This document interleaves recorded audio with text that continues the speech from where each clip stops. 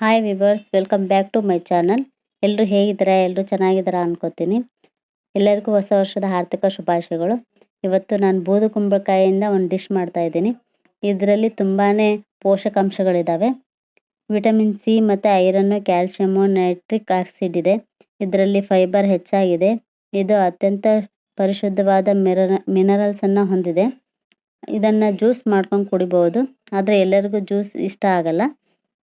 ಆದ್ದರಿಂದ ನಾವು ಪಲ್ಯ ಅಥವಾ ಸ್ವೀಟ್ ಏನಾರು ಮಾಡಿಕೊಂಡು ನಮ್ಮ ದೇಹಕ್ಕೆ ತಗೋಬೋದು. ಇದು ಬುದ್ಧಿಯ ಕ್ಷೀಣತೆಯನ್ನು ಹೆಚ್ಚಿಸುತ್ತೆ.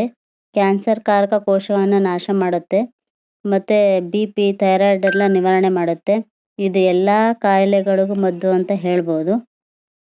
ಆದರೆ ಇದನ್ನು ತಿನ್ನೋಕ್ಕೆ ಯಾರಿಗೂ ಅಷ್ಟೊಂದು ಇಷ್ಟ ಆಗಲ್ಲ.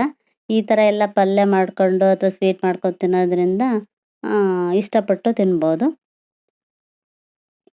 ಇದು ತುಂಬ ಟೇಸ್ಟಾಗಿರುತ್ತೆ ಈ ಪಲ್ಯ. ಒಂದ್ಸರಿ ಮಾಡಿ ನೋಡಿ. ಇದನ್ನು ಮಾಡೋ ವಿಧಾನ ಹೇಗೆ ಅಂತ ನೋಡ್ಕೊಂಬಂದ್ಬಿಡೋಣ. ಒಂದು ದೊಡ್ಡ ಹೋಳು ಕುಂಬಳಕಾಯಿ ತೊಗೊಂಡಿದ್ದೀನಿ. ಒಂದು ಸ್ವಲ್ಪ ಅಕ್ಕಿನ ಒಂದು ಬೌಲಲ್ಲೇ ನೆನೆ ಹಾಕ್ಕೊಂಡಿದ್ದೀನಿ. ಒಂದು 2 ಸ್ಪೂನಷ್ಟು ಕಡಲೆಬೇಳೆ ನೆನೆ ಇಟ್ಕೊಂಡಿದ್ದೀನಿ. ನೆನೆಸಿರೋ ಅಕ್ಕಿಗೆ ಒಂದು 2 ತಾಸು ನೆನೆಸ್ಕೋಬೇಕು ಅಕ್ಕಿನ. ನೆನೆಸಿರೋ ಅಕ್ಕಿಗೆ 1 ಮೆಣಸಿನ್ಕಾಯಿ ಹಾಕ್ಕೊಂಡಿದ್ದೀನಿ. ತುಂಬ ಖಾರ ಇರೋದ್ರಿಂದ 1 ಮೆಣಸಿನ್ಕಾಯಿ ಹಾಕ್ಕೊಂಡಿದ್ದೀನಿ.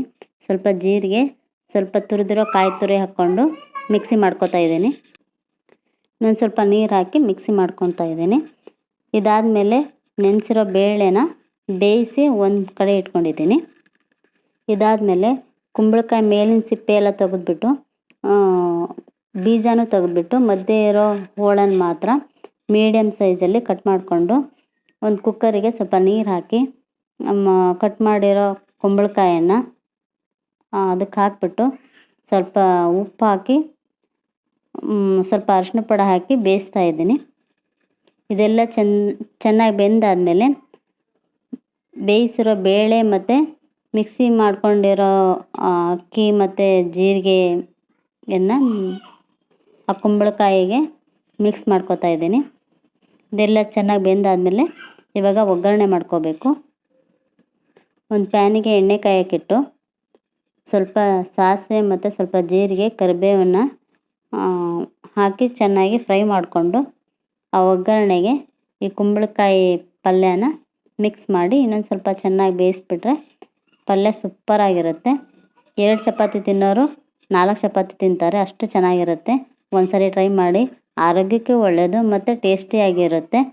ತಿನ್ನಲ್ಲ ಅನ್ನೋರು ತಿಂತಾರೆ. ತುಂಬ ಚೆನ್ನಾಗಿರುತ್ತೆ. ಟ್ರೈ ಮಾಡಿ,